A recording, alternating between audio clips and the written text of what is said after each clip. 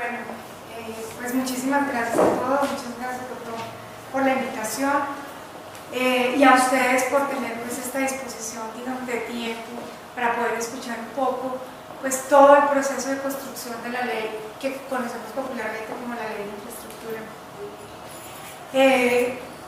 Realmente pues sí tuve la oportunidad de participar desde el comienzo, desde que se gestó la idea y la necesidad de tener una ley en el país que ayudara un poco a superar una serie de obstáculos que hemos venido viviendo en el país en el desarrollo de los proyectos de infraestructura. Esto no va a ser ni la única herramienta, seguramente que vamos a necesitar algunas herramientas adicionales o quizás esta pueda ser suficiente. El país mismo y la dinámica misma nos va diciendo cuáles van a ser las necesidades que vamos teniendo. Entonces, pues les quiero contar un poquito en qué consiste la ley, cómo está compuesta la ley, qué se pretendió con ella, para que cuando se haga la lectura se pueda entender con mayor claridad esta nueva herramienta jurídica que tenemos. Pues la ley, como ya les comentaba, fue expedida por el Congreso de la República y fue sancionada por el presidente el 22 de noviembre del año pasado. Quedó con el número 1682. Desafortunadamente en el Congreso de la República pues esos trámites quedó con algunos errores, fueron solucionados y subsanados a través de estos dos decretos, el 3049 de 2013 y el 476 de 2014, que es muy importante que los tengan presentes para que los tengan como parte integrante del cuerpo de la ley. Es una ley de infraestructura que lo primero que tenemos que tener claro es que abarca todos los modos de transporte. Normalmente cuando hablamos de infraestructura tendemos mucho a pensar en el modo carretero y porque es como el modo que más desarrollamos, que más atención le prestamos, donde el país desde muchos años para acá pues ha venido impulsando el desarrollo del modo carretero, pero esta ley abarca absolutamente todos los modos, o sea, tanto el modo terrestre, considerado como dice la ley, el modo carretero, mete todo el tema de cables dentro de ese modo carretero, el modo férreo también es parte del modo terrestre y incluye el modo acuático donde está todo el tema fluvial y marítimo y el modo aeroportuario donde está todo el tema aéreo y aeroportuario. Entonces abarca absolutamente todos los modos. Entonces es una ley que va dirigida a eso. ¿Cómo hicimos en todo ese proceso de construcción de la ley? Quisimos hacer un proceso participativo. Intervino el gobierno nacional con todas las entidades que de alguna u otra forma tenían que ver con los trámites en un proyecto de infraestructura de transporte. Estuvo sentado con nosotros el Ministerio de Minas, el Ministerio de Ambiente, estuvo sentada la ANLA, todas las entidades que están adscritas al Ministerio de Transporte, como son Invías, la Agencia Nacional de Infraestructura, Aerocivil, absolutamente todas estuvieron ahí sentadas. Y esto partió, como les decía, de una necesidad de que se estaban viendo una serie de obstáculos en varios campos, como el campo predial o temas prediales, en temas de superposición con títulos mineros, qué pasa con un proyecto de infraestructura cuando existen los títulos mineros, en temas de redes de servicios públicos, en temas ambientales también. Entonces, como existía toda una cantidad de dificultades, se sintió la necesidad de tener esa ley, pero adicionalmente el presidente de la República en ese momento contrató a unos expertos. Ellos instalaron o conformaron lo que uno conoce y lo que se conoce como la comisión de expertos, y pues había gente de diferentes profesiones que ellos escribieron todo un diagnóstico de lo que ellos consideraban que se debía, digamos, que cómo se debía orientar la infraestructura en el país. Esas sugerencias de ellos, algunas, una parte fueron acogidas en esta ley, otras no fueron atendidas, no porque se desconociera su importancia, sino porque pues, el gobierno también sopesaba si estábamos o no preparados para tener, digamos, una normatividad con un alcance o con un nivel de exigencia mucho mayor. Entonces se decidió que debíamos ir más bien paso a paso, más paulatinamente, y no empezar a hacer una serie de exigencias, todas muy válidas, pero algunas muy drásticas, que de pronto no estábamos preparados para afrontarlas.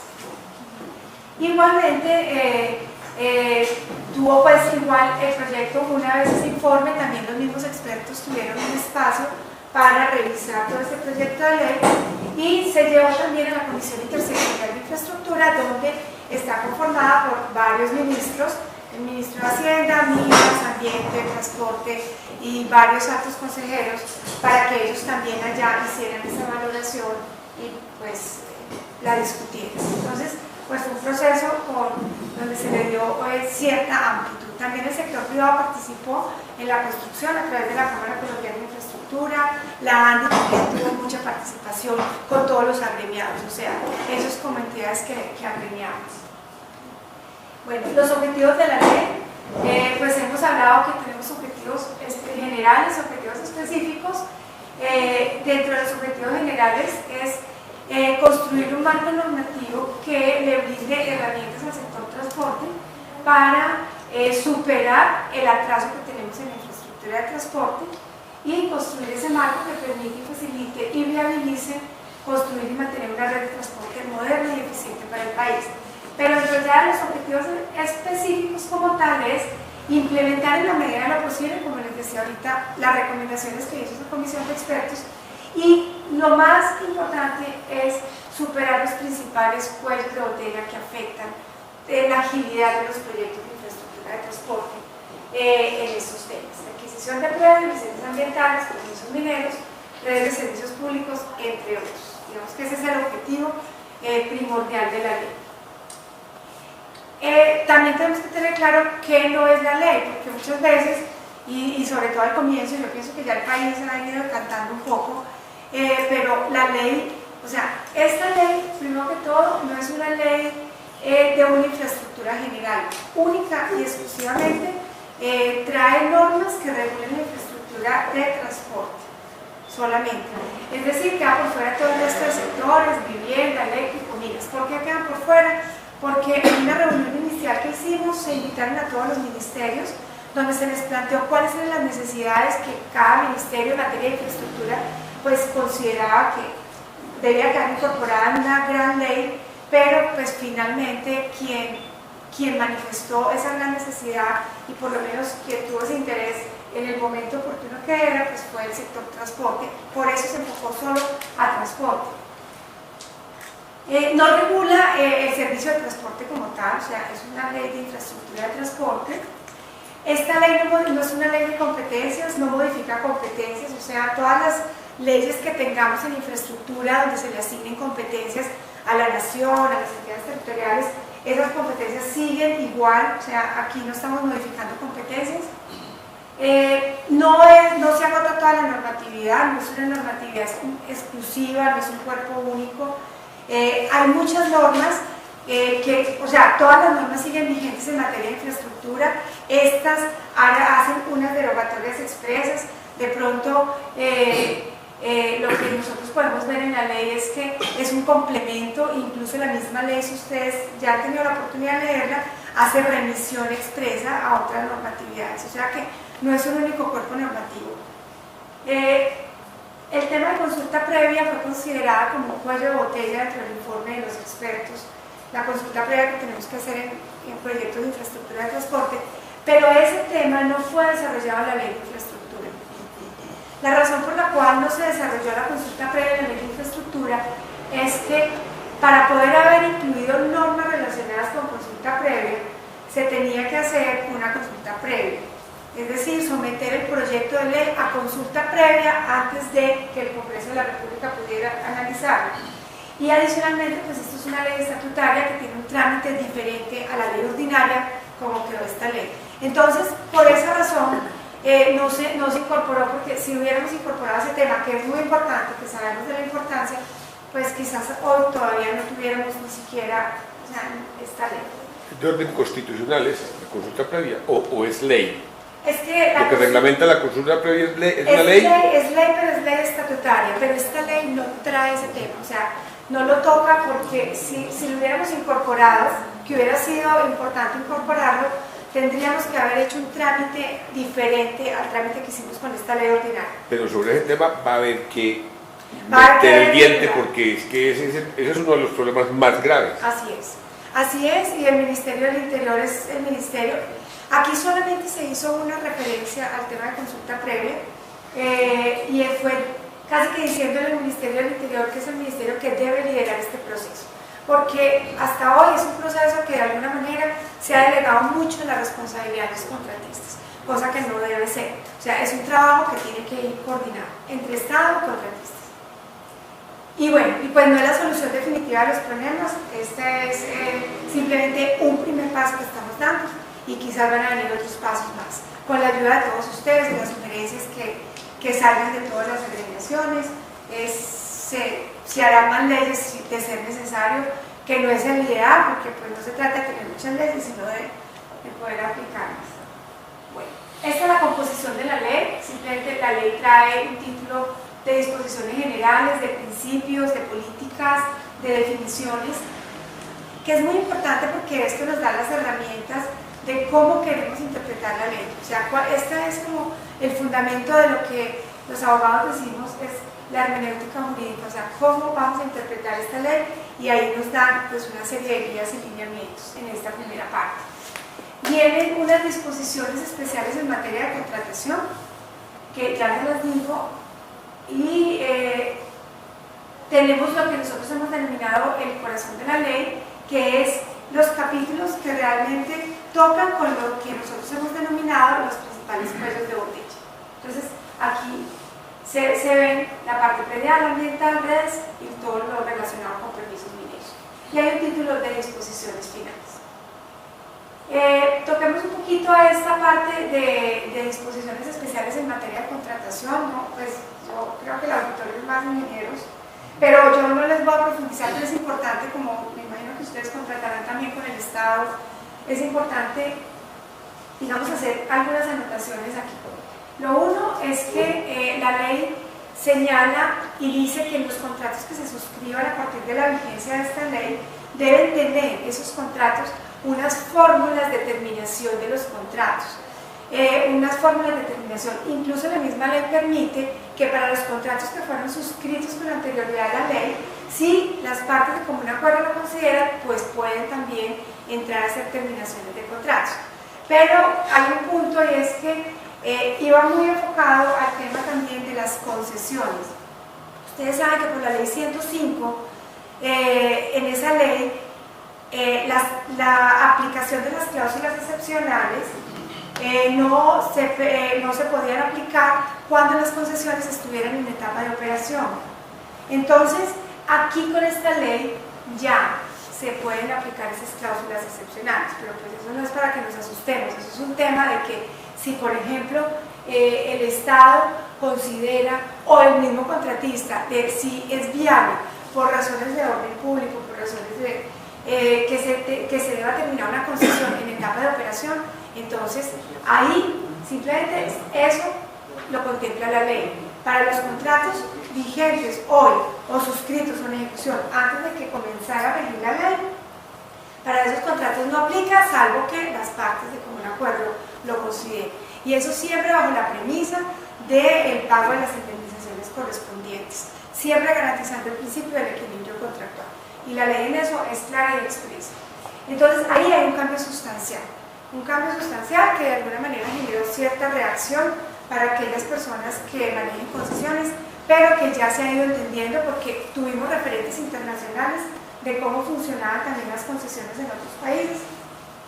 Y realmente únicamente Chile aplicaba la misma fórmula que traíamos con la ley 105. De resto, en todos los países, por lo menos los que se revisaron, ellos también aceptaban las terminaciones de los contratos en etapa de operación.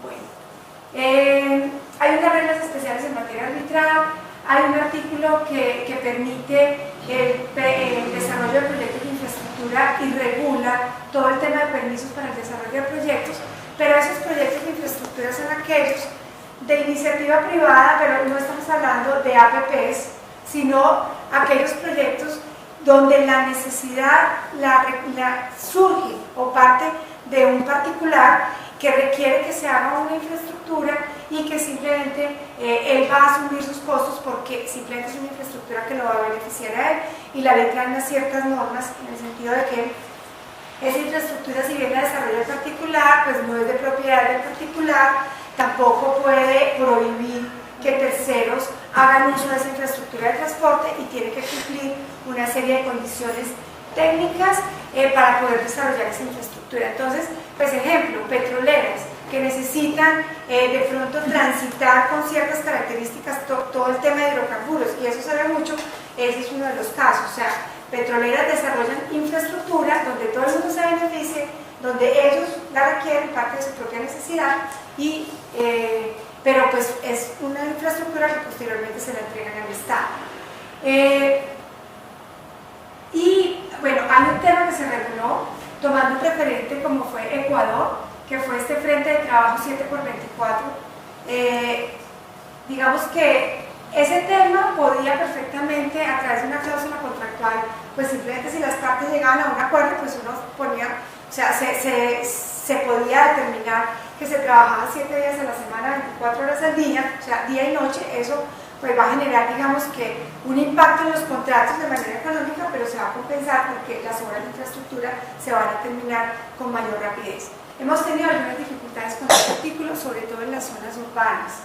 ¿Por qué? Pues por el tema del ruido, cosas que de alguna manera saltan después de que está la ley, y que hay que mirar en un futuro cómo vamos a hacer para modular, digamos, que esta disposición, pero esto sí ayuda muchísimo a que los proyectos de infraestructura se agilicen y se desarrollen con mayor. Y bueno, hay un artículo de régimen de responsabilidad de APPs donde se dice que el régimen de responsabilidad es el régimen que se le aplica a las sociedades, o sea, como se conformen ellos, y pues eso sí fue, digamos, algo para dar un poco más de estabilidad jurídica a todo el tema del desarrollo de las APPs. Quería contarles que en todo este tema ya salió el decreto reglamentario 736, aquí están, del 10 de abril de 2014, que regula todo lo relacionado con la intermodalidad, que es uno de los principios de la intermodalidad, multimodalidad e interconexión, que pues digamos que la ley apunta a que realmente cuando planeemos la infraestructura de transporte pensemos en que esa infraestructura tiene que estar pues, interconectada, o sea, siempre buscar la interconexión entre las redes secundarias, terciarias con la red nacional, para que realmente tengamos un flujo de la infraestructura. Y pues que también sea multimodal en el tema de servicios, y bueno, a eso tenemos que apuntar como país que estamos avanzando en todo este proceso de desarrollo. Tenemos el decreto 942, que es el que reglamenta todo el tema de los permisos para el desarrollo de proyectos de infraestructura, y ahí en ese decreto pues aparecen todos los requisitos que las autoridades, los municipios, los departamentos o la nación, las entidades que tengan que otorgar los permisos, entonces qué se le debe exigir a las personas y qué deben presentar las personas. Bueno, entonces ya entrando un poco ya en el corazón de la ley. En materia predial, de adquisición predial, ¿cuál fue el problema y el cuello de botella que se encuentra, o que se ha venido encontrando en materia de adquisición predial? Es que la disponibilidad oportuna de los inmuebles necesarios para los proyectos de infraestructura de transporte. O sea, era para muchas entidades, no digo que todas, pero sí, la disponibilidad de los predios de manera oportuna se dificultaba por algunas razones. Entonces, cuando uno mira todo el capítulo, y ustedes lo van a ver, ustedes encuentran que son soluciones muy puntuales. Aquí ustedes no pueden leer la ley como si fuera todo un proceso, un procedimiento, y entonces que lo va llevando uno de la mano, sino soluciones muy puntuales a problemas identificados muy puntuales. Entonces, ante digamos que esta dificultad que se analizó en su momento, ¿qué soluciones normativas se consideraron pertinentes? Uno, establecer normas que regularan la entrega anticipada de los predios, tanto cuando existiera expropiación judicial como expropiación administrativa, y también una norma de permisos de intervención voluntaria. ¿Qué les digo yo ahí? En expropiación judicial no es nuevo que exista la entrega anticipada de los predios, porque eso estaba contenido dentro de todo el proceso de expropiación. Pero lo que sí trajo como novedoso o nuevo esta ley, a diferencia de lo que se traía, es que ya la ley dice que el juez tiene un término de 30 días que son perentorios, contados a partir de la solicitud de entrega anticipada del inmueble. Y esos 30 días, o sea, el juez tiene que entregar esos predios, y eso pasa a que la entidad que esté desarrollando el proyecto de infraestructura de transporte pues pueda adquirir esos inmuebles con más rapidez y no esperando a que el proceso de expropiación avance. Hay una norma que permite, o sea, los permisos de intervención voluntario, que permite que si se está en un proceso de adquisición predial, el particular puede otorgar un permiso a la entidad que vaya a desarrollar el proyecto de infraestructura de transporte para que la entidad pueda ir desarrollando su proyecto de infraestructura mientras que culmina el proceso de adquisición, bien sea adquisición voluntaria, adquisición directa o bien sea vía expropiación. También está la entrega anticipada que aparece ahí en otros procesos administrativos, como son en procesos de extinción de dominio, en baldíos o en aquellos inmuebles que se encuentren bajo la administración de CISA. CISA es la entidad que administra todos los inmuebles del Estado, de la Nación. Entonces también para ellos, también la ley dice que si hay una entidad que requiere un inmueble que en ese momento esté bajo la propiedad de CISA, pues entonces opera la figura de la entrega anticipada del inmueble. Y ahí está. Hay otra norma que nos está permitiendo, o sea, otra de las dificultades que se veía, por ejemplo, es que se requería un inmueble. Cuando uno iba a hacer el estudio de títulos, se encontraba que los inmuebles o tenían embargos o tenían limitaciones, hipotecas, etc. Y había dificultad de que los particulares le pudieran vender al Estado ese inmueble precisamente por esas limitaciones.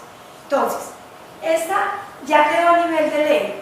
De alguna manera en las concesiones, pues eso se trabajaba con los concesionarios y los concesionarios iban y pagaban esas hipotecas y hacían todas las gestiones. Pero las entidades públicas tenían muchísima dificultad cuando lo trabajaban directamente para entrar a hacer esa adquisición predial cuando encontraban predios que estaban en esas condiciones. Aquí se está permitiendo que la entidad, con el valor que vaya a cancelar por ese predio, o sea, previo al avalúo que tengan que hacer, con ese valor pueda entrar a pagarle directamente, pueda a los bancos en caso de una hipoteca, o si existe un embargo, entrar dentro, en el proceso judicial que exista y cancelar eso para poder liberar los inmuebles de esas limitaciones. Y pues esto se trabaja a través del saneamiento automático, que es digamos que otra herramienta que ya la vamos a ver. Bueno, aquí es importante digamos precisar que esta ley no está modificando los procesos de expropiación. Toda la normatividad que está vigente hoy en materia de expropiación, tanto la ley 9 del 89 como la ley 388 del 97, como la ley primera del 91, que es la ley de puertos, que también trae un proceso de expropiación exclusivo para el tema portuario, esas siguen vigentes. Simplemente aquí se hace una revisión normativa de eso.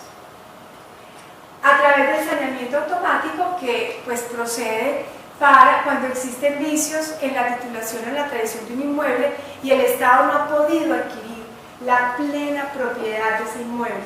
Entonces, uno de los casos es lo que les contaba, cuando existen embargos o cuando existen falsas tradiciones, entonces se le permite al Estado hacer ese saneamiento. Esta figura igualmente ya está reglamentada, es el decreto 137 del 10 de abril de 2014 y está reglamentada y no es nueva en sí misma, ya venía desde la ley del plan de desarrollo, pero quisimos que quedara en esta ley con algo adicional, o sea, primero que quedara en esta ley para darle continuidad a esa norma, porque estando en la ley del plan, pues ya estaría por simplemente esa ley pues vencerse. Y segundo, esta ley se hace extensiva a los predios adquiridos con anterioridad a la ley 9 del 89. Hay muchas entidades públicas que no han podido legalizar la propiedad de muchos predios que ya incluso fueron utilizados para el desarrollo de proyectos de infraestructura de transporte, pero no tienen el pleno dominio. Entonces aquí con esta ley, con esta herramienta jurídica, se les está permitiendo, o sea, que estamos haciendo como una revisión, una aplicación retrospectiva de la ley en materia de saneamiento automático. O sea, es una herramienta que tienen las entidades. Bueno, nuevamente con la ley de infraestructura se aclaró un tema que generó mucha confusión con la ley 1474, que era la ley anticorrupción. Esa ley 1474 trajo una norma y metió una norma que también estaba contenida en la ley del plan y dijo que en materia de expropiación administrativa los únicos que podían hacer avalúos comerciales era el IGAC. Pero no se midió, digamos, el impacto de si el IGAC estaba preparado o no administrativamente para asumir esa carga y le quitó esa posibilidad a las normas de propiedad raíz. Ya con esta ley lo que quisimos es, incluso ustedes miran en las derogatorias y van a ver que están derogadas pues esas normas que generaron esa confusión en su momento, y aquí nuevamente volvimos a hacer claridad de que simplemente en materia de avalúos la podemos trabajar como veníamos haciéndolo desde la ley 9 del 89. Es decir, que la competencia la tiene tanto el IGAC como las lonjas de propiedad raíz, o sea, todos los pedidos.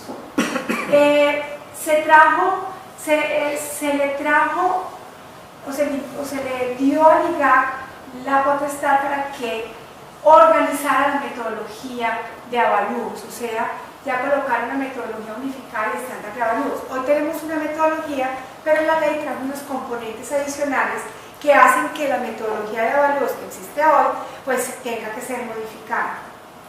Y eso viene porque con la ley de infraestructura el valor comercial del inmueble cambió su dimensión y su concepto. Antes el valor comercial del inmueble era lo que costaba, por ejemplo, la casa que se quería adquirir para poder pasar el proyecto de infraestructura de transporte.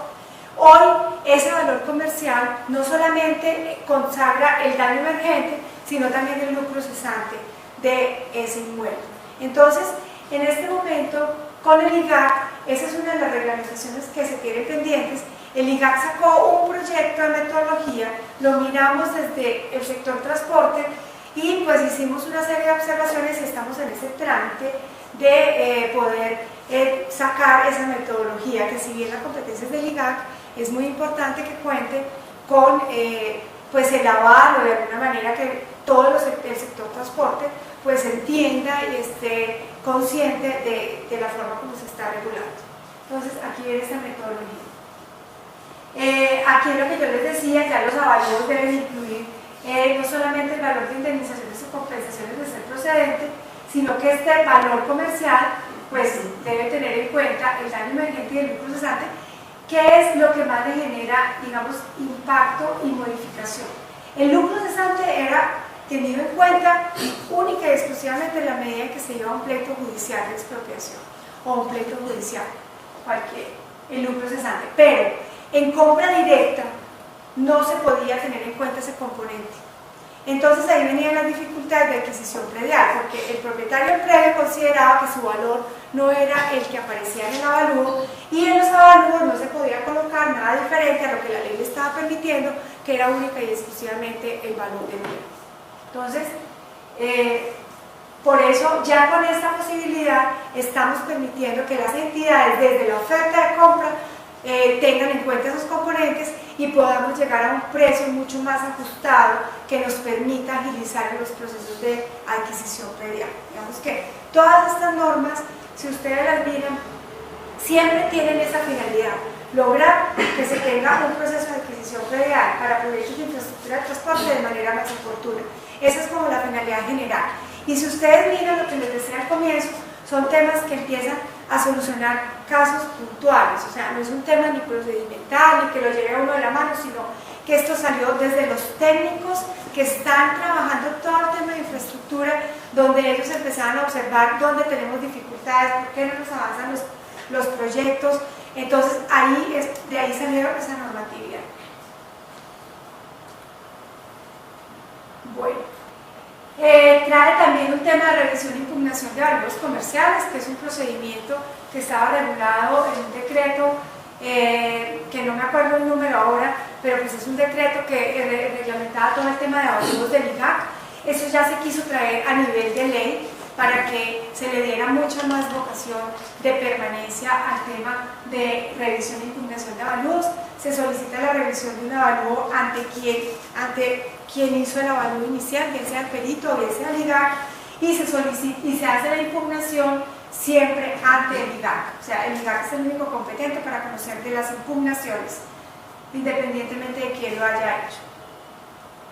Bueno, la ley trae un procedimiento administrativo de actualización de cabida y linderos. ¿Y esto por qué es importante? O sea, ¿por qué es importante? Porque la norma permitió que cuando exista diferencias o no exista en la documentación diferencias entre la cabida y linderos de los predios que se vayan a adquirir para proyectos de infraestructura de transporte, cuando existe esa diferencia, ¿qué pasaba antes de la ley? Teníamos que ir a un proceso judicial de amojonamiento. ¿Qué pasa ahora con la ley? Que tenemos una opción antes de ir a la justicia de poder solucionar el tema vía administrativa ante el IGAC. Entonces ya nos permite, a través de ese procedimiento, ya se nos permite que el IGAC en primera instancia revise y si existe un acuerdo previo a hacer todo un peritaje en campo y todo, y si las partes y todos los colitantes están de acuerdo con la cabida y los linderos de sus inmuebles, se soluciona el problema y nos evitamos ir a un proceso de amojonamiento. Esto ya está regulado en la resolución 193 del 21 de febrero de 2014. Cuando se hizo la medición y se trabajó con el IGAC, consideramos que más o menos nos podemos ahorrar entre 6 y 8 meses con esa norma en un proceso de adquisición predial cuando presente problemas de amojonamiento. Bueno, también hay otro tema que permite adquirir, digamos, con mayor agilidad los predios, y es que la ley permite que se hagan adquisición de áreas remanentes no desarrollables. ¿Eso qué quiere decir?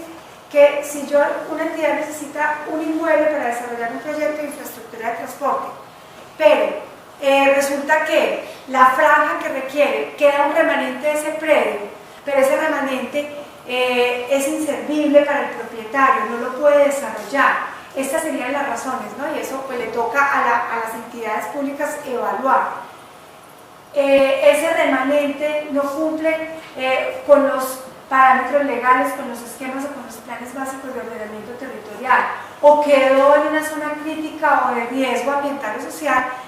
Si se demuestra y se cumple con alguna de esas condiciones, entonces la entidad pública puede comprar no solamente la franja que requiere indispensable, sino esa otra área remanente que le queda a ese particular. Y eso va a facilitar todo un proceso de negociación predial. O sea, eso facilita un proceso de negociación predial. Porque ¿qué pasaba antes sin esta herramienta?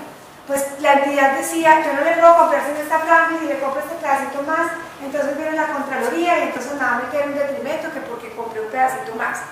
¿Sí? Y entonces, ¿qué pasa? El señor le va a decir, pues yo no le puedo vender porque usted acá me va a dejar esa ladera que no le sirve para nada, y entonces pues yo no la puedo ni explotar ni puedo hacer nada. Entonces, ¿a qué se llegaba? A que tenía que iniciarse todo un proceso de expropiación y pues se demoraba con todo el tiempo.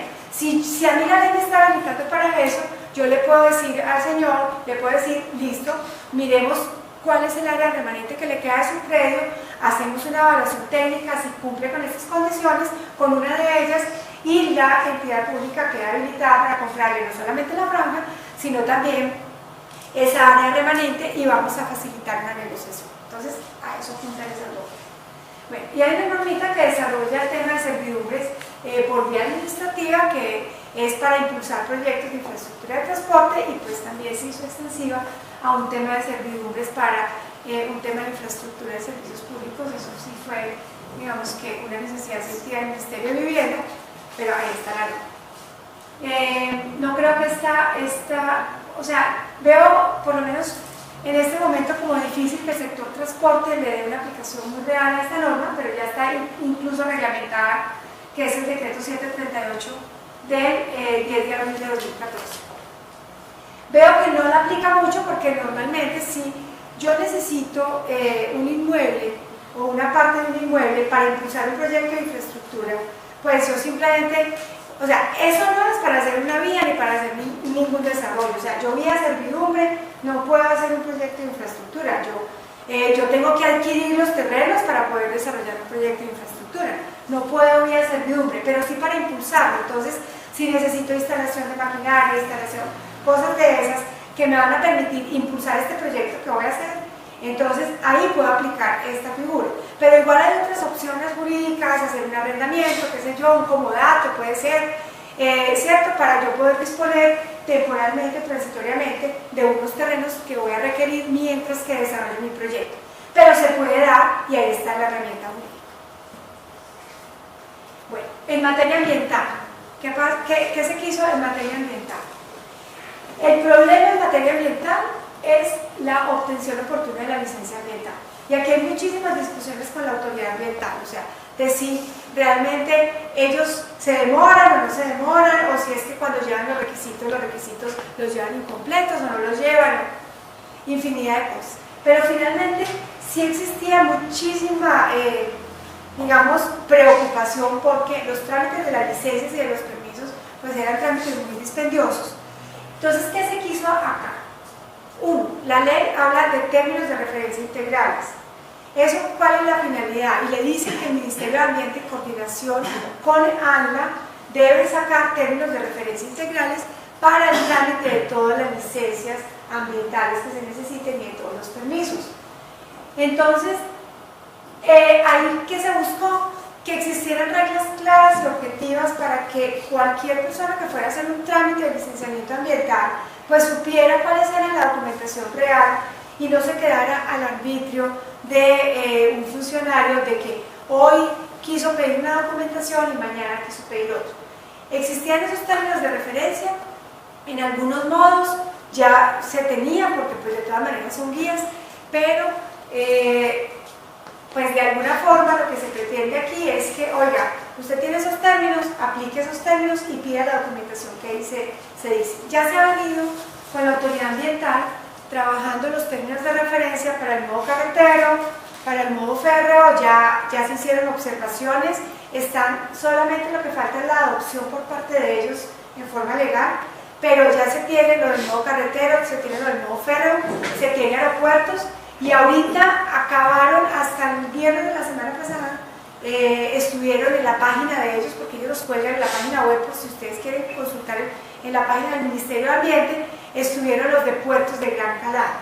Entonces, ya sobre todos ellos, el sector transporte, todos unidos, pues se presentaron las observaciones a esos términos y pues qué se les ha dicho y cuáles han sido las directrices cuando nos sentamos en esas mesas técnicas y que se le dice a los técnicos: tengan en cuenta que los requisitos que coloquen en esos términos de referencia de la autoridad ambiental estén acordes con unos lineamientos nuevos que trajo la ley de infraestructura, como por ejemplo, uno, que un proceso de licenciamiento ambiental ya se puede iniciar con procesos, con proyectos de infraestructura estructurados a fase 2.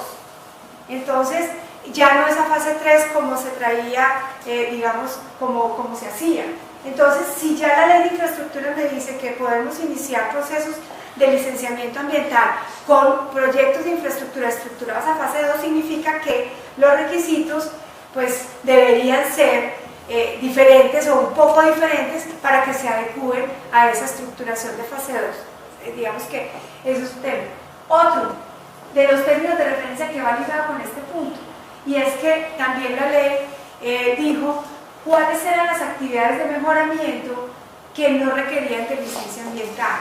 Y también pues todo el tema de cambios menores que tampoco requieren licencia ambiental, pero se hizo todo un listado para que, pues buscando también cerrar un poco toda esa subjetividad que de pronto se estaba observando, de que para unas cosas eran cambios menores, para otras cosas muy similares no eran cambios menores, y entonces a unas personas les exigían todo un trámite de licenciamiento ambiental, a otros no les exigían, y veía uno como esa discrepancia. Con esto lo que se busca es que se tengan unos listados que aterricen y que no permitan ese grado de subjetividad que por lo menos eso fue lo que en su momento las personas que trabajaban en este campo detectaron. Entonces, aquí están los decretos 769 y 770, Y en ese orden de ideas, este componente también tiene que influir en la construcción o en el replanteamiento de los términos de referencia integrales.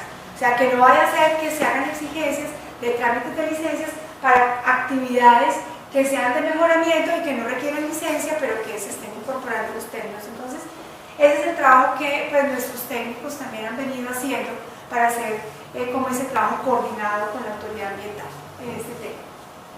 Y también se traen pues, algunos trámites expeditos como inclusión de nuevas fuentes de materiales que modifica la licencia ambiental, pero única y exclusivamente para el tema de esas nuevas fuentes de materiales. Ya no era la modificación que pues, se hacía antes, y de un término máximo de 30 días, antes era 60 días. Entonces, pues de alguna manera se tratan de acortar como ciertos pasos, ciertos procedimientos. Y bueno, en temas de obras de emergencia también lo que se dice la ley es que cuando existe una emergencia declarada por el gobierno nacional, simplemente se le informa a la autoridad ambiental, se le pregunta si se requiere algún trámite de licenciamiento, pero ellos pues deben contestar en el término de la instancia. Con esta norma, pues la autoridad ambiental es un poco, digamos que estricta y celosa con todos esos temas, y pues ellos finalmente se dieron solo hasta decir que contestamos en el término de la instancia, más no en un término inmediato, ¿sí? Pero queríamos hacer una norma un poco más estricta para que se pudieran atender todas estas obras de emergencia, pues sin necesidad de tener una licencia ambiental, o por lo menos hacer una gestión mucho más rápida, pero pues ahí quedó esa norma. Plan de manejo. Sí, con solo un plan de manejo sale. Sí. Bueno. Lo que les dije ahorita, antes, bueno, el estudio de impacto ambiental, lo elaboraba el contratista con estudios fase 3.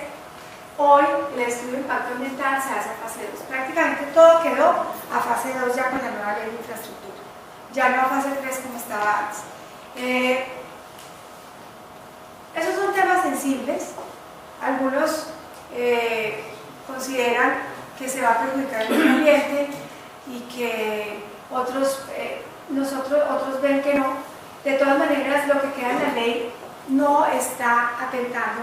Nunca la ley trae una norma que se encuentre que vaya en contra de todo el desarrollo que existe hasta ahora en materia ambiental en el país. Lo que se busca es generar una normatividad donde sin vulnerar el medio ambiente y respetando el medio ambiente como lo tenemos y como ya la Corte Constitucional ha sido muy enfática, podamos iniciar ciertos procedimientos en fases un poco antes a las que se estaban exigiendo hasta ahora. Digamos que eso es, y en fases en donde ni se afecta la infraestructura como tal, ni la calidad, ni se afecta el medio ambiente. O sea, ese es el objetivo. Ni los recursos que se tienen para invertir, que son los que se afectan cuando se exige un licenciamiento a última hora. Entonces, hay tiempo suficiente cuando se hacen estudios de fase 2 para tener el licenciamiento. Y entonces no hay perjuicios de carácter económico para el Estado graves, si es que tienen los recursos listos y no pueden empezar la obra por exigirlo a última hora. Así es, pero adicionalmente porque los técnicos también argumentan que en fase 2 está un proyecto tan suficientemente estructurado que permite realmente poder tener ya una concepción mucho más digamos, cercana a lo que se pretende, y permite iniciar todo el trámite de licenciamiento ambiental, permite pues tener todos los requisitos ambientales.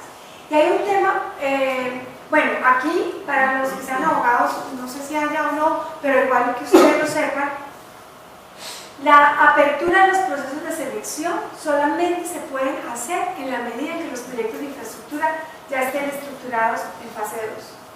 O sea, ya no se pueden abrir procesos licitatorios si no se tiene estructurado un proyecto en fase 2.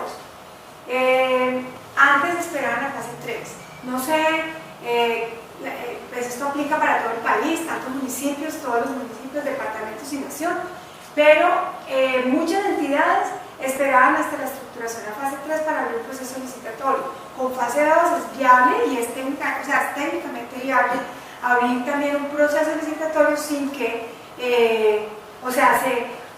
agiliza el procedimiento y no se afecta el tema técnico, pero eso después se ajustará a fase 3 cuando ya se vaya a empezar la ejecución del proyecto. Es esto. Y ese es un punto muy importante, y aquí es donde les hablaba de que fue lo único también que se abrió consulta previa, es que se le dio liderazgo al Ministerio del Interior, pero adicionalmente a partir del tercer año de promulgada la ley, o sea, ya desde noviembre de 2016, no pueden abrirse procesos de selección si no se tiene lista la consulta previa en aquellos procesos que lo requieran. Y eso exige un nivel de planeación supremamente, exhausto.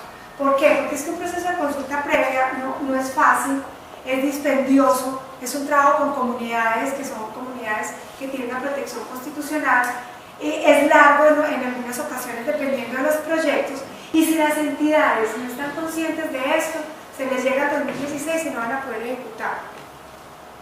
Esto es difícil y es una norma estricta de planeación. Y esto se quiso para que se tuviera oportunidad de que desde ahora estuviesen adelantando los procesos de consulta de proyectos que se tengan de pronto ya planeados para empezar en el 2016. Y ya por lo menos definieron qué son comunidades y cuáles son las comunidades. Pues la ley protege todas las comunidades indígenas, esa es la protección constitucional. Sí, pero comunidades indígenas, ya sabe que se arman en 8 días. Así es. Y esa es una de las dificultades. Miren, ese tema de consulta previa, el Ministerio del Interior, pues la presidencia con el Ministerio del Interior sacó como una directiva, como, no sé cómo se llama, como un protocolo de trámite de consulta previa, donde estaba colocando una serie de lineamientos para evitar de pronto como toda esa dispersión en la consulta. Entonces, que citaban a las comunidades y no llegaban, entonces que volvían a citar y no llegaban, y en esos días se dilataba y no podían hacer las reuniones que tenían que hacer, y entonces se entendía que entonces no se ha podido hacer la consulta previa, y era pues un mecanismo pues muy sencillo simplemente para frenar los proyectos de infraestructura. Ahí ya se están dando una serie de herramientas para que, por ejemplo, en el ejemplo que le pongo, si se cita en 2 oportunidades o 3 oportunidades, pues ya se entiende superar la consulta previa. O sea, es como ponerle un poco de orden a ese proceso, pero falta mucha reglamentación y ese tema se tiene que reglamentar. Pero, como les dije ahorita, no se incorporó porque es que cualquier reglamentación que se tenga que hacer con el tema de consulta previa tenía que hacer consulta previa a toda esa comunidad. O sea, la ley sigue adoleciendo de ese problema. Sí, señor, sigue adoleciendo de ese problema y ese punto no se pudo meter en esta ley. Sin desconocer la importancia, porque sabemos que es uno de los temas más complicados y más difíciles que hay. La central hidroeléctrica Porce 4 del orden de 400 y punta de megavatios, una central ya de muy buen tamaño. No se pudo hacer porque se invadieron un área muy grande, una cantidad de cientos de personas y de familias, supuestamente mineros que no eran mineros, eran oportunistas. Sí. Entonces esto si no se le pone pues un poco de orden, no se va a poder hacer infraestructura a futuro. Eso es verdad. O sea, la comunidad cuando sabe que se va a desarrollar un proyecto, independientemente de si es infraestructura o otro proyecto que también requiera consulta previa, se organiza y simplemente entran, o sea, que no es comunidad y que no estaba ahí, pero se organiza. Eso es cierto y ese problema se está viviendo. Fotografías aéreas de la zona de influencia del proyecto, cuando se está estudiando, serían prueba suficiente para detectar qué comunidades había y de qué tamaño. Claro. Si no, y eso implica que el Estado, el Ministerio del Interior y todo, se tenga un censo, o sea, muy detallado para también evitar todo ese oportunismo de que puede que sí exista una comunidad, pero es una comunidad de 100 personas, por ejemplo, y después llega y esa comunidad se crece 10 veces más de lo que realmente es la comunidad. O sea, todos esos problemas se están viviendo. Bueno, en materia de redes de servicios públicos, ¿qué se tiene en materia de redes? O sea, lo primero que les quiero decir con esto es que no existía antes de la ley de infraestructura ninguna norma que regulara el tema del traslado de redes de servicios públicos, ni de traslado, ni de reposición de redes, ni nada. Simplemente esto se venía dando como una dinámica contractual. O sea, venía, yo negocio y entonces tengo que pasar mi infraestructura, y entonces va a la empresa de servicios públicos, qué redes hay, y contractualmente el país empezó a desarrollar esa dinámica, pero no existía una normatividad que la amparara. Esta ley no desconoce todo el tema contractual. De hecho, cuando ustedes leen todo ese capítulo de redes, siempre ponen de presente y siempre se respeta el acuerdo de voluntades que se tenga. Pero pues sí da una serie de lineamientos y da una serie de herramientas de qué pasa cuando no se llega a un acuerdo entre la entidad que va a desarrollar un proyecto de infraestructura y entre la empresa de servicios públicos domiciliarios.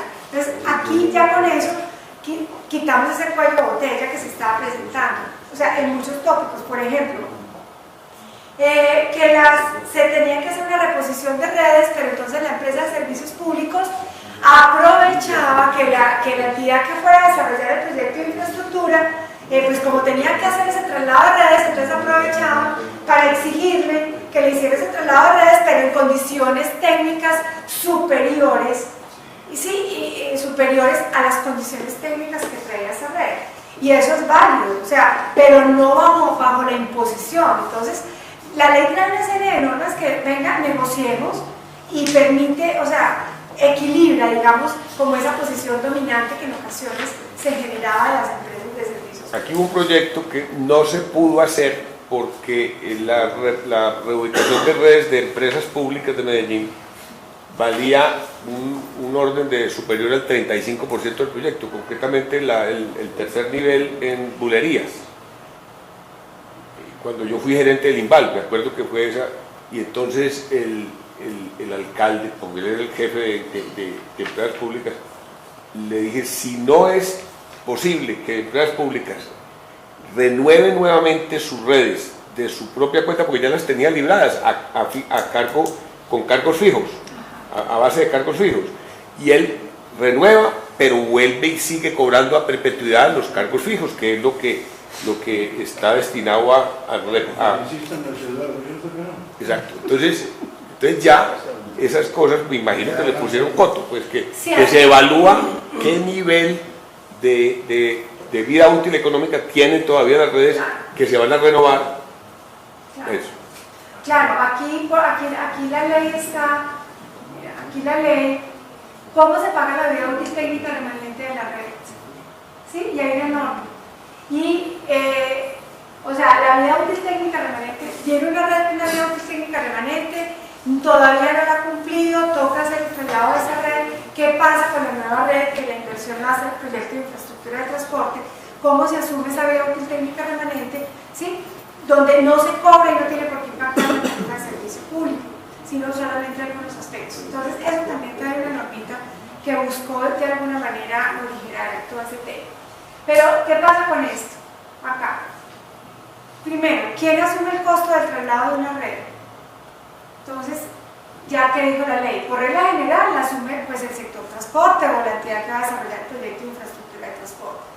En regla general, pero existen unas excepciones donde es la empresa de servicios públicos quien debe asumir ese costo de ese traslado de esa red. ¿En qué casos?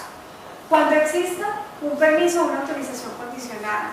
O sea, cuando se le ha autorizado a esa empresa la instalación de una red de servicios públicos, pero bajo la condición de que en el momento en que se requiera ese terreno para una expansión vial, usted la tiene que trasladar. En ese caso, como ya tenía conocimiento, la debe asumir la empresa de servicios públicos. Cuando existe un acuerdo vigente, se respetan los términos del acuerdo. Hay muchas entidades, en Bogotá, por ejemplo, el IDU, aquí en Medellín me supongo que también le da mucho. El IDU es uno de los que hace muchísimos contratos de este tema de traslado y reposición de redes. Entonces, hay acuerdos vigentes. Y cuando la red o activo se haya instalado en una faja de retiro, con posterioridad a la promulgación de la ley 1228 de 2008, porque como esta ley fue la que declaró afectadas estas franjas de retiros para expansiones viales, Entonces quiere decir que ahí no se podían instalar esas redes, se tenía conocimiento, existía una norma y por eso queda a cargo de las empresas. Bueno, ¿cuáles son las características técnicas de la nueva red o el activo?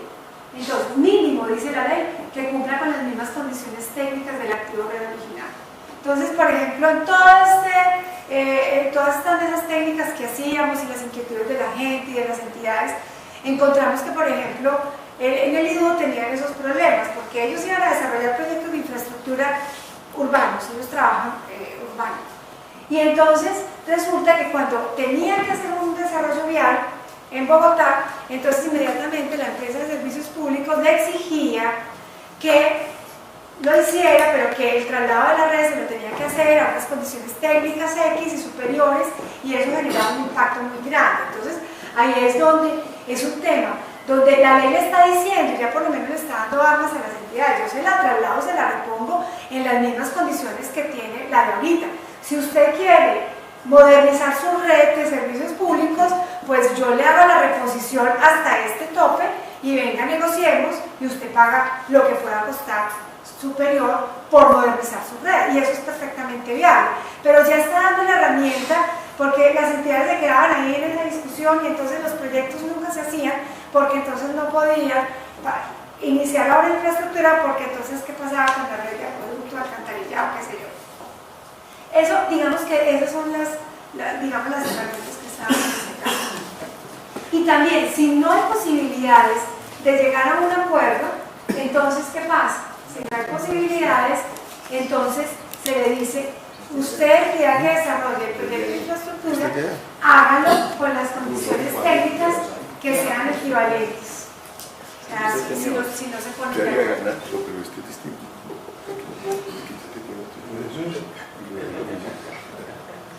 Entonces, ¿qué pasa acá? O sea, si aquí por lo menos se está dando una herramienta para que no se queden en esa discusión, sino que se continúe con el proyecto de infraestructura de transporte, no se queden las dos empresas en esa discusión. Bueno, ¿quién hace todo el trabajo de traslado de reubicación? Entonces, si hay un acuerdo y la ley dice, primero que todo, ya piense en ese prestador, en ese operador, para que sean ellos quienes hagan todo ese trabajo de traslado. Pero si no hay ningún acuerdo, pues que eso tampoco sea un obstáculo para continuar con el desarrollo del proyecto de infraestructura de transporte, sino que la ley le dice, entonces, entidad que vaya a desarrollar el proyecto de infraestructura, usted haga ese traslado, haga ese traslado. Y si hay necesidad de hacer un recobro a la empresa de servicios públicos en el evento en que ese costo lo tenía que haber asumido ella, pues entonces usted después hace un recobro, pero no se quede con la obra de infraestructura parada. O sea, es como la idea. ¿De quién es la nueva infraestructura? ¿Es del operador o del prestador de los servicios públicos? O sea, ahí no es que, sino que la hace la proyecto de infraestructura de transporte, pero pues queda dueña la empresa de servicios públicos. Bueno. ¿Cuáles son los efectos tarifarios por el traslado? La nueva infraestructura no puede ser cobrada en la tarifa. ¿Por qué? Pues porque la asume el proyecto de infraestructura, o sea, y además ya venía una infraestructura pagándose en la tarifa, que es lo que usted estaba diciendo. Cargos fijos. Exactamente. Y pues la nueva tarifa incluiría únicamente la operación y el mantenimiento de esa red. Es que eso no lo ¿listo? ¿Y cómo se paga la vida? Entonces, digamos que lo importante es que ya logramos crear en una ley. Fue un capítulo de la ley supremamente difícil porque siempre existía mucho temor de las empresas de servicios públicos de que crearan una ley este tema. Antes era contractual netamente. Ya quedó en la ley, pues ya finalmente fueron muchos meses de trabajo también con ellos, muchas discusiones y finalmente pues en esto que quedó fue lo que logramos de alguna manera ya aterrizar. Y eso es un avance bien importante, o sea, bien importante, es lo único que existe en materia de tema de traslados, o sea, eso es lo primero. Y otro de los cuellos de botella que se estaban viendo es en la parte minera. El problema es que, pues, en el desarrollo del proyecto de infraestructura de transporte no hay una coordinación adecuada entre sectores y, pues, todo lo que vemos es qué pasa si yo necesito un proyecto de infraestructura de transporte y me encuentro con un título minero otorgado, ¿sí? ¿Qué pasa con el tema de si existe una superposición, ¿sí? Una superposición entre los trazados? ¿Qué pasa si con el catastro minero? O sea, son una cantidad de cositas que muchas de ellas ya han venido funcionando, pero pues que esto también se ha venido, digamos, ya siendo extensivo a todo el país. Y es, uno, la necesidad de que la entidad que vaya a desarrollar un proyecto de infraestructura de transporte le informe a la autoridad minera sobre los trazados y la ubicación del proyecto de infraestructura y cuáles son las fuentes de materiales que va a requerir para desarrollar ese proyecto de infraestructura de transporte. Ojo, esto, uno dice, pero eso ya está en el Código de Minas. Pues sí, no, porque el Código de Minas hablaba solamente para carreteras y esto aplica para todos los modos de transporte. Entonces, digamos que eso es lo importante también. ¿Cuál es el efecto? Cuando se incluye toda esa información en el catastro minero, esto que se pasa, se mete al catastro minero que lo maneja la autoridad minera y inmediatamente que quede incorporado en el catastro minero, quedan esas zonas declaradas como zonas de minería restringida. Zonas de minería restringida no significa que no puedan explotar, sino que la autoridad minera le va a colocar una serie de condiciones en la explotación minera. O sea, no es que vayamos a parar tampoco el país minero, como lo llaman ellos, a costa de los proyectos de infraestructura, sino hacer un poco más equilibrado y coherente el desarrollo de ambos sectores. Y cuando son declaradas de zonas de minería restringidas, ya no se pueden otorgar los títulos de materiales de construcción ahí. Es decir, que cuando una entidad requiera materiales de construcción para desarrollar un proyecto de infraestructura de transporte y registra en el catastro minero su trazado y las fuentes de materiales que va a utilizar, ya esa zona quedó reservada para que esa entidad pueda explotar los materiales de construcción para esa obra de infraestructura. Solo para esa obra. Solo para no esa obra. Para... No para todo lo que quieren, sino para esa obra. Y el problema que se presenta cuando se declara la utilidad pública de la faja, pero en ese momento están gestionándose en el Ministerio de Minas algunas concesiones de otros particulares, porque aquí hay una cosa, en Colombia somos muy vivos, somos muy avispados. Nada, por dónde vamos trazado, vamos y pedimos permisos mineros.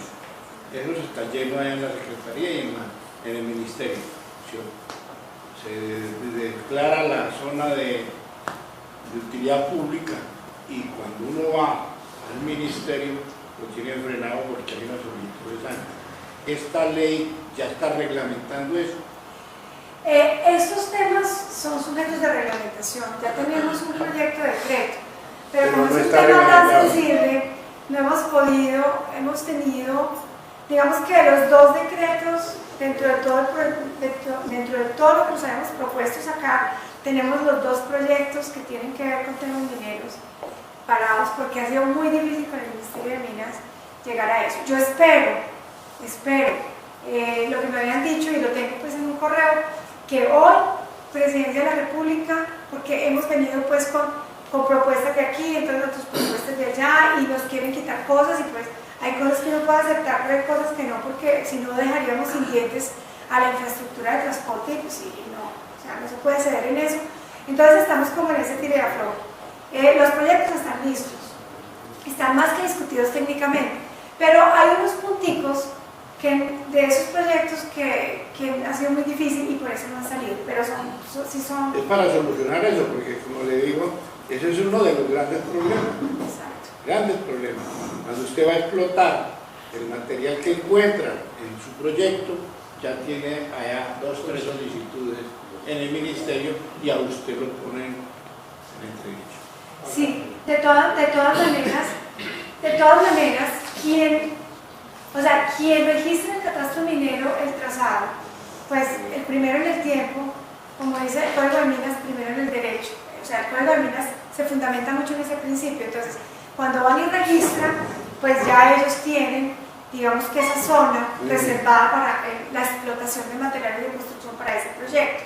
Si llega otro proyecto diferente, pues se puede presentar lo que usted está diciendo y yo no creo que esta ley vaya a solucionar ese caso en puntual, pero lo que sí está permitiendo, por lo menos en el proyecto de decreto que tenemos, es que se otorguen varias autorizaciones para explotación de materiales de construcción en fuentes de materiales, sí, que antes no permitían. Lo que yo le estoy explicando es que se oye de un trazado, por ejemplo, de una vía, Ay, corren a congelar. y la gente Sí. corre a congelar esa zona. Cuando llegue el proyecto, usted va a presentarle al Ministerio de Minas y el Ministerio de Minas lo para porque hay antes.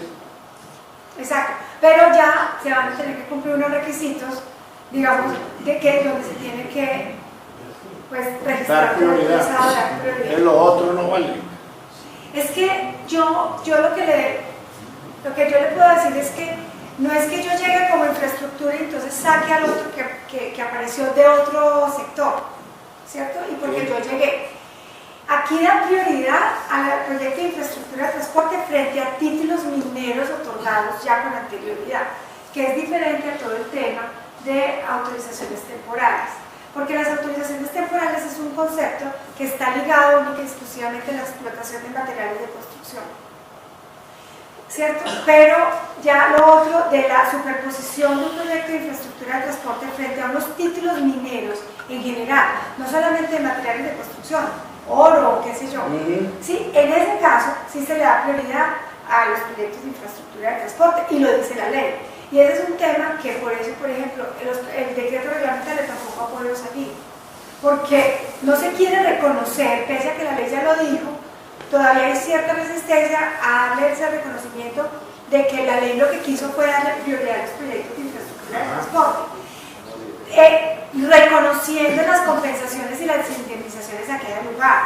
Y probablemente si se llega a un proyecto de infraestructura que se toque con unos títulos mineros, no sé, de oro, qué sé yo, pues puede impactar el proyecto de infraestructura de transporte fuertemente desde el punto de vista económico. Pero ahí ya empieza pues la valoración de todo, o sea, si continúo con ese trazado, todo eso.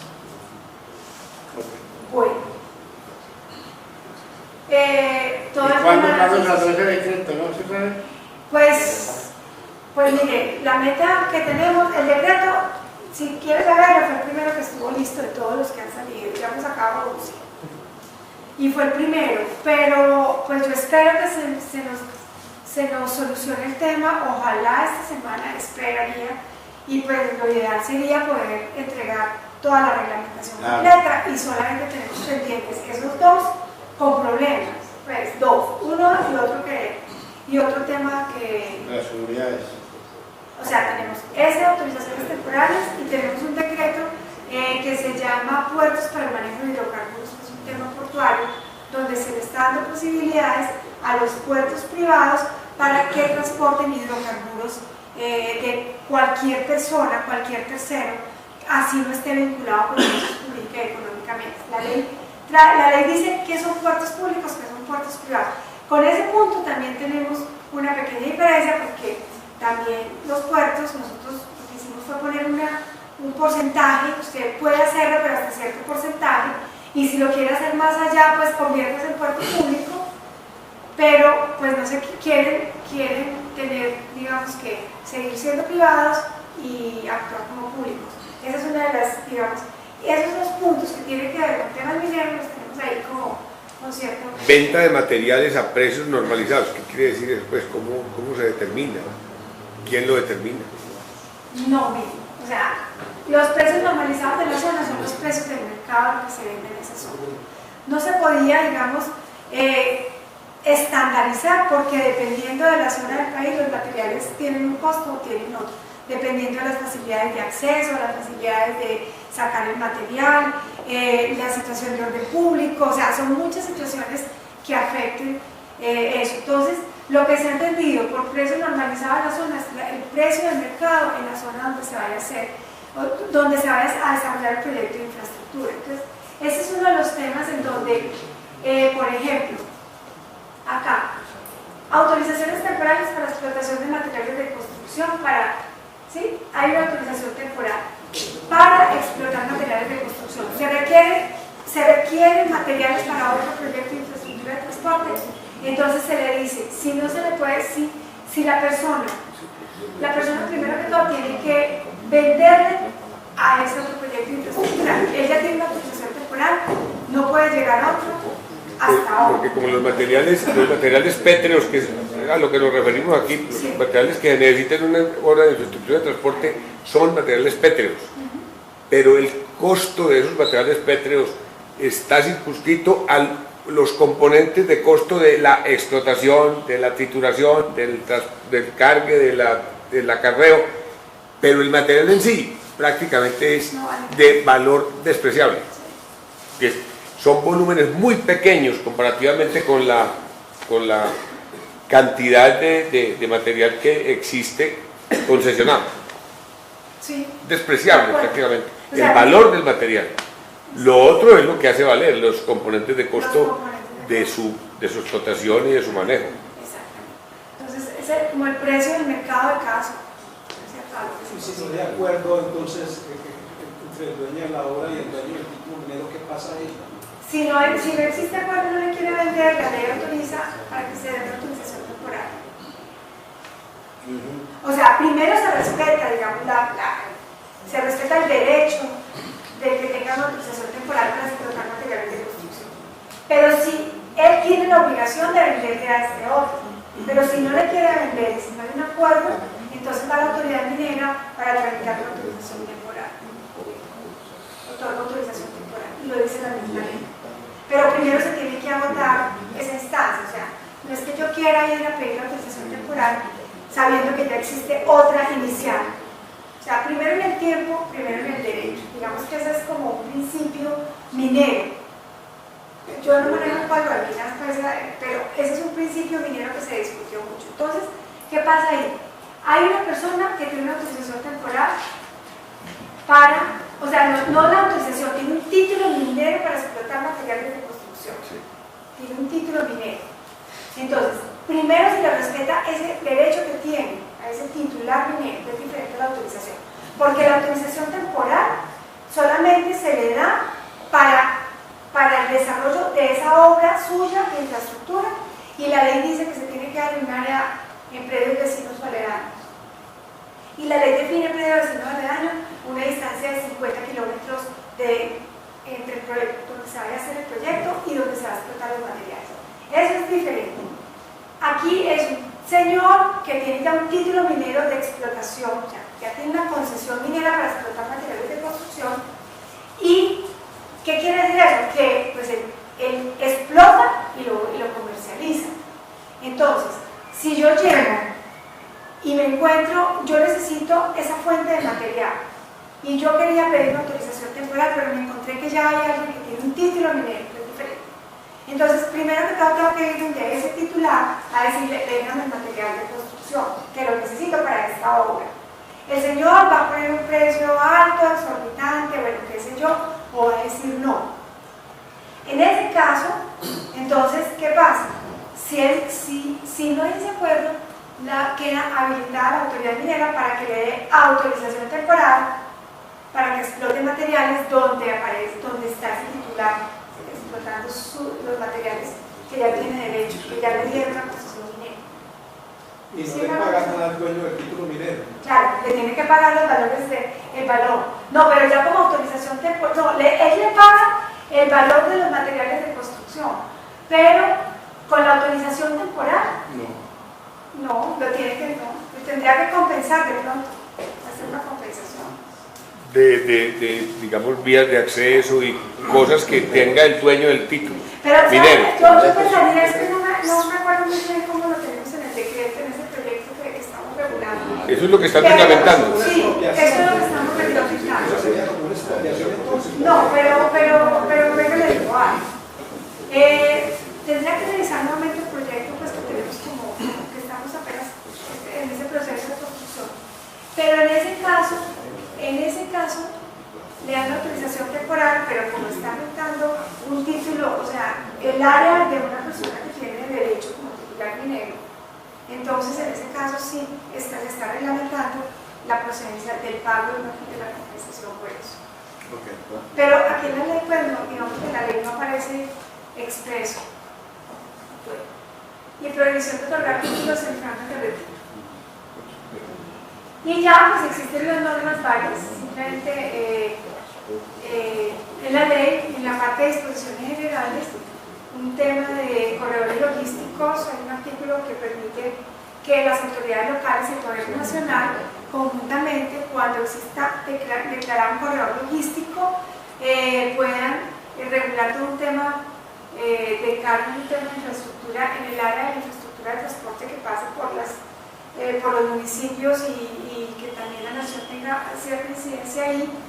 Se le da competencia a la policía de carretera sobre las franjas de retiro para que las proteja. Eso sí que es importante. En las vías secundarias o aún en las terciarias está reglamentado por decretos y toda esa cosa, las fajas, el ancho de las fajas, pero para evitar que invadan esas fajas, digamos, el Estado ha sido condescendiente para que el propietario vecino se llegue prácticamente hasta la vía. No deben llegar nunca hasta la vía, sino casi hasta la vía, donde no quepa una casa. Pero una casucha pues para un invasor. Pero cuando van a hacer una pequeña ampliación o van a hacer una construcción o una salida de aguas, pues un drenaje, entonces ahí tiene la oposición del otro tipo, pues no deja hacer nada. Y entonces es la policía la que tiene que obligar. La policía. O sea, ya se le dio la competencia a la policía de carretera para que proteja esas franjas de retiro, que antes pues no, o sea, simplemente eso estaba, no sé, el alcalde. Sin vigilancia. ¿Sí? Y el alcalde, digamos, desde un proceso policivo que es el competente, o sea, eso no modifica para nada la competencia que tienen dentro de los procesos policivos como tal, pero pues la policía sí ya tiene toda esa competencia de evitar que invadan esas franjas de retiro para protegerlas. Bueno, lo que les hablaba ahorita,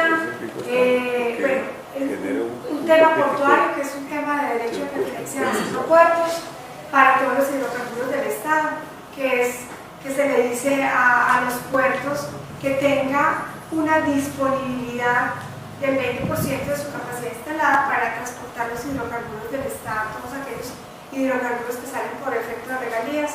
Entonces ahí quedó pues esa norma, y lo que les contaba ahorita, contestándole, que es un tema de facultando a los puertos que son de naturaleza privada, que son los que transportan hidrocarburos, únicamente sus propios hidrocarburos. Ese es un puerto privado, no le pueden transportar a otro, sino a ellos mismos, o como dice la ley, a terceros que estén vinculados jurídica o económicamente con ellos, es decir, las filiales y las subsidiarias de esas sociedades. Y se está facultando para que esos privados también le presten ese servicio de transporte de hidrocarburos a otros diferentes. O sea, casi que le digo, le permito que también le saque hidrocarburos de otros y que sea casi que público. Y ahí es donde tenemos esa reglamentación, que también tenemos cierta, o sea, hay una diferencia que no hemos podido pues llegar a un acuerdo con el sector minero. O sea, estamos con eso. Hay un tema de unidades funcionales de tramos de túneles para los que manejen. Sí, proyectos de la nación que requieren de intervención urbana. Lo que dice la ley es la siguiente: o sea, si existe un proyecto de infraestructura de transporte que tenga que pasar por un área urbana donde la competencia ya es de las autoridades locales, entonces tienen que hacer un convenio de cooperación entre las dos entidades, nación y municipio, por ejemplo, para que el proyecto de infraestructura de la nación pues pueda pasar o intervenir esa área. Pero si no se logra ese acuerdo, la ley habilita para que la nación desarrolle y pase ese proyecto por esa franja, demostrándole a la autoridad local que ese proyecto que está pasando por ahí se ajusta completamente a todo el plan de ordenamiento territorial y que no está generando pues impactos en las comunidades. O sea, tiene que ser un tema técnico sustentable para esa demostración. Pero pues hay un proceso de concertación previo. Unidades funcionales de tramos de túneles es una normita. Esto tiene que ver con los proyectos de APP. ¿Qué pasa? La ley 1508 determina cuando un proyecto de infraestructura de transporte que se ejecute bajo la modalidad de APP, cuando se va a empezar el proceso de pagar, tienen que demostrarse que está la funcionalidad de ese tramo de la carretera, por ejemplo, de ese proyecto. Si no existe disponibilidad de servicios, pues no se puede entrar a pagar. O sea, así es, digamos, que el fundamento de la ley APP. Entonces, ¿qué pasa con los túneles? Los inversionistas que querían hacer túneles, o sea, el túnel en sí mismo, todo el túnel es un tramo, prácticamente, bajo la concepción de la 1508. Y no se pudo realmente conseguir los inversionistas para que hicieran y desarrollaran túneles bajo la modalidad de APP, que es la modalidad que está impulsando el gobierno hoy para desarrollar pues gran parte de la infraestructura de transporte, sobre todo los grandes megaproyectos bajo esa modalidad, pero igual las entidades territoriales también tienen esa posibilidad para los proyectos que sean de su competencia. Entonces, como el tramo del túnel era el túnel mismo, no había posibilidad de conseguir inversionistas que realmente se vendieran a eso, porque ¿qué pasaba? El pago del túnel pues empezaba cuando estuviera disponible, cuando estuviera funcionando, y la construcción de un túnel, yo pues no soy ingeniera ni nada, pero técnicamente pues es un tema que digamos es muy dispendioso y ni siquiera había financiación, o sea, todas las financieras que están ahorita respaldando a los inversionistas pues tampoco estaban respaldando esta clase de proyectos. Entonces, esta fue una medida para poder desembotellar ese tema y poder permitir que se pudieran hacer túneles bajo la modalidad de APP. Y simplemente se generó una normatividad, esto también ya está reglamentado, es el decreto 1026 del 28 de mayo de 2014, donde se reglamentó y se generó la posibilidad de que las unidades funcionales en los túneles se manejaran por actividades. Entonces, ahí está pues todo como explicado en el decreto desarrollado cómo se va a hacer para pagar unidades funcionales de tramos de túneles que permita hacerse ya bajo la modalidad de APP. Entonces cambia un poco, no modifica la ley APP para nada, simplemente es una norma exclusiva para esta clase de obras de infraestructura, pues que se vio la necesidad de eso. Eso fue, pues, digamos, el origen de esa norma. Esta es la facultad para municipios y distritos para proveer infraestructura adicional o complementaria de cualquier tipo o para proveer alumbrado público en corredores viales nacionales o departamentales que estén entre un perímetro urbano. Y esto, pues, a los municipios así grandes como Medellín, otros intermedios como mi ciudad, Manizales y así, pues eso uno dice, pero pues, eso como, ¿por qué? Pero resulta que, o sea, esta norma tiene un origen pues muy atrás. Había una resolución del Ministerio de Minas donde se regulaba eso y permitía que los municipios pudieran generar alumbrado público a las infraestructuras del orden nacional que eran de propiedad de la nación, pero que pasaban por el área urbana. Y eso se hace por un tema de seguridad vial, o sea, a los municipios les interesa. Pero hay muchos municipios pequeños que no tienen los recursos para hacer eso. Entonces, me imagino yo que en alguna oportunidad se presentó la discusión y la resolución quedó cambiada y eso quedó una resolución con una redacción que generó mucha confusión y empezó, lo que generó eso después, no solo la confusión de la norma en sí, sino que las contralorías empezaron a adelantar juicios fiscales contra los municipios porque estaban haciendo inversiones en obras de infraestructura que no eran de su propiedad. O sea, digamos que ese fue el problema inicial. Entonces se venía trabajando con el Ministerio de Minas y con todo como una norma que permitiera que los municipios que tuvieran la capacidad económica pues lo hicieran, el que no la tenga pues no la hace, ¿cierto? Pero el que la tenga, que lo pueda desarrollar y que le dé tranquilidad a las autoridades para hacer esa clase de inversiones en esas vías. Y esto pues no solamente va con el alumbrado, sino también cosas de infraestructura adicional o complementaria que se pueda necesitar en esas vías que son nacionales, pero que van por un área urbana y que le sirve al municipio. Andenes. Peatonales, andenes, cosas de esas que van a mejorar la calidad de vida de un sector nacional. Y bueno, lo del CAE de contratación, que fue un tema que pues finalmente esto sí tuvo mucha discusión, ha tenido mucha discusión y lo está manejando Colombia con presidente, pero pues ahí quedó y ya quedó el decreto reglamentario 791 del 22 de abril. Malísimo. Entonces sí, a muchos no les ha... La vaca Zuleta se descachó ahí. Bueno, pero malísimo, pero yo creo que menos, digamos que tiene menos inconvenientes que como se traía. Ya la discusión es en que si con esa norma se entiende modificar el artículo 10 del decreto principal. Esa es la discusión. Si esto sí pero digamos que la discusión mira. Eso es lo que Antonio, ¿cuál es su opinión? No. O sea, así como está, no. Y cuando uno mira la guía del CAE residual, el Colombia con presidente fue supremamente explícito y dijo, esto no tiene nada que ver. Una cosa son los requisitos para evaluar y para el CAE residual y otra cosa son los requisitos habilitantes de los proponentes en un proceso de contratación.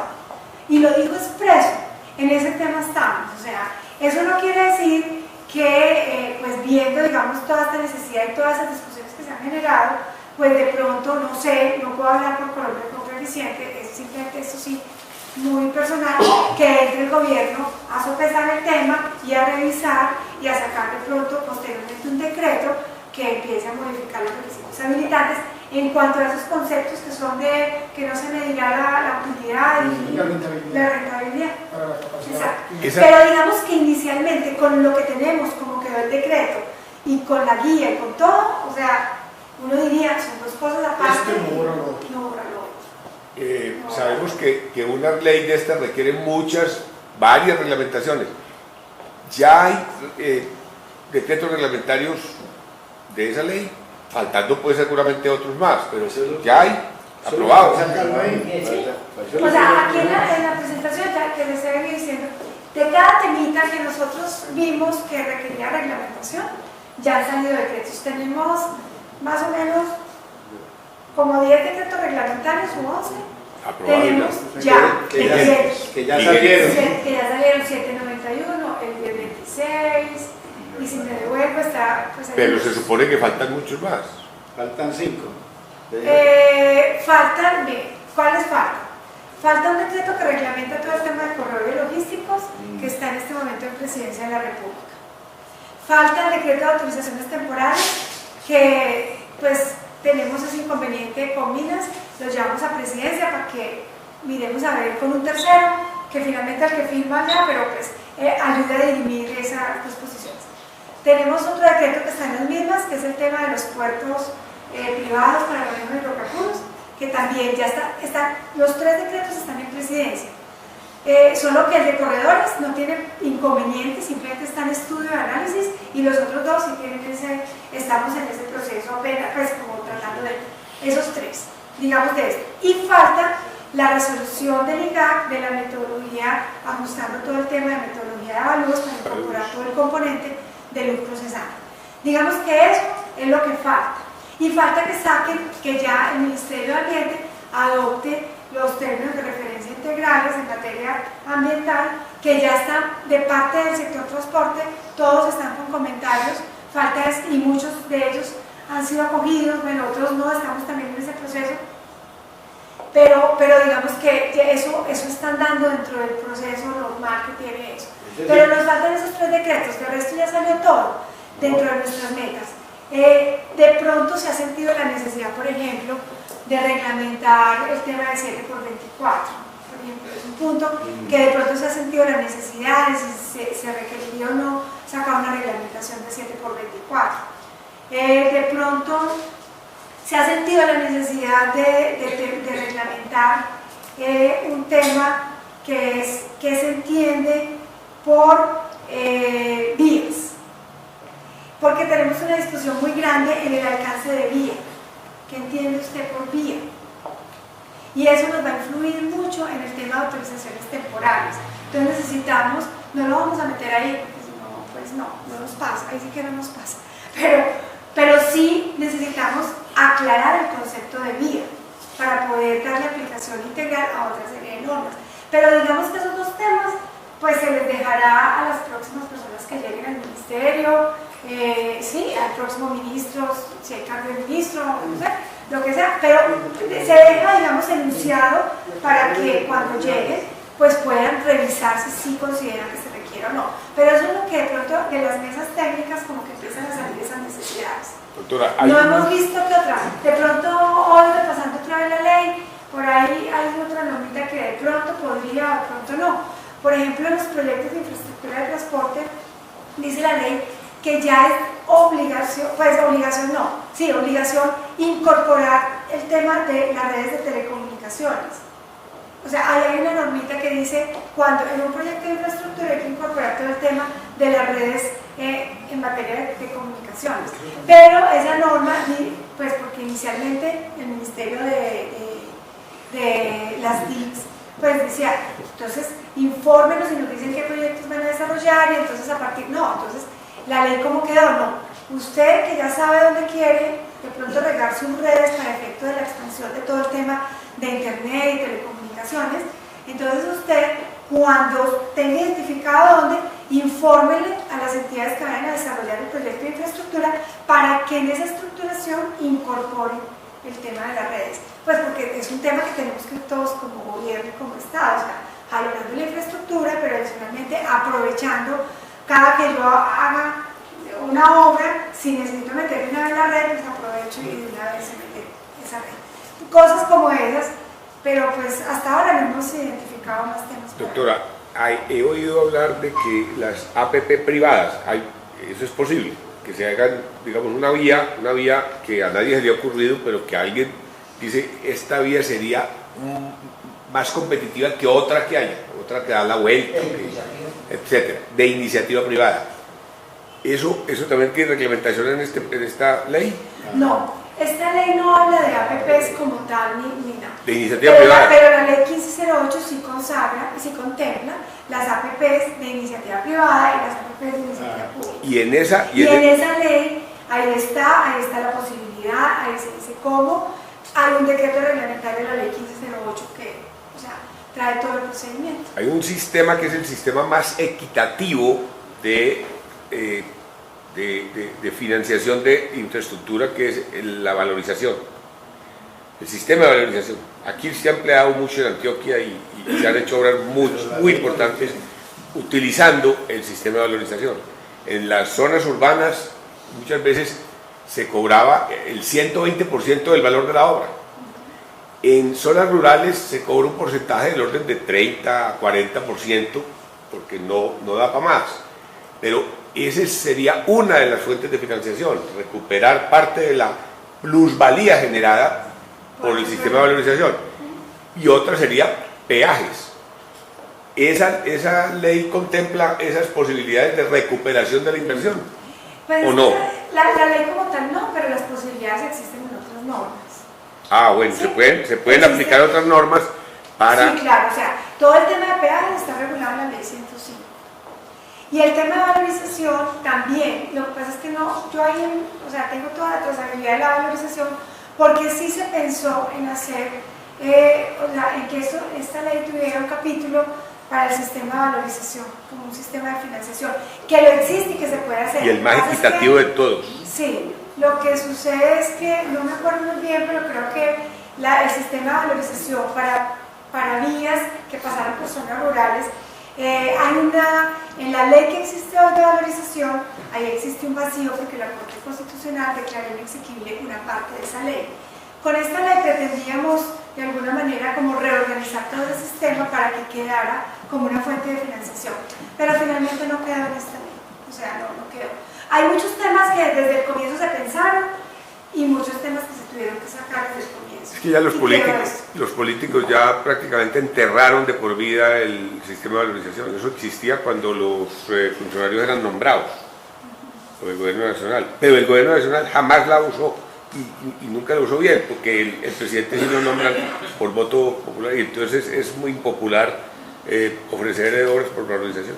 Lo que pasa es que ese sistema, o sea, la normatividad que existe es una normatividad fuerte para desarrollar proyectos en áreas urbanas. Pero digamos en el caso de la Nación, que la gran mayoría de obras es en el área, o sea, trasciende, o sea, no es en área urbana, sino rural. Sí, rural y todo, ahí es donde la normatividad no es suficiente porque tuvo pues, un pronunciamiento de la Corte hace muchos años que la declaró inexequible y entonces por esa razón no ha sido posible hacer esa aplicación de Es que de pronto, Pues esa es la razón jurídica, Sí, yo pero- ya no sé otras razones. Es que ya la justicia se ha involucrado mucho con el tema político, pero solamente en áreas que tengan perspectiva de cambio de uso del suelo generan valorización en forma importante. Aquellas áreas que solamente sirven para levantar terneros o para sembrar reforestación u otros usos de muy bajo rendimiento no generan valorización. Esa es la distinción que habría que hacer, pero no han profundizado en el tema porque los abogados no conocen, bueno, no llegan hasta allá. Ok, de acuerdo. Pero aquí se tuvo esa intención desde un comienzo, pero pues a medida que se fue depurando los temas que debía contener la ley, pues ese fue uno de los temas que salió. Y lo otro que ya terminé es que pues esta ley, ustedes saben que dio facultades al presidente para crear dos entidades en el sector transporte, una es la Comisión de Regulación y otra es la Unidad de Planeación. Estos son decretos leyes, o sea, tienen fuerza de ley y ya fueron creadas. Estos son los decretos, el 947 del 21 de mayo y el 947 del 21 de mayo. Ya pues estamos en este momento en un proceso de implementación ya de estas entidades, o sea, ya con Hacienda, con Función Pública para todo el tema de su implementación. Eso es todo lo que trae la ley. Muy bien.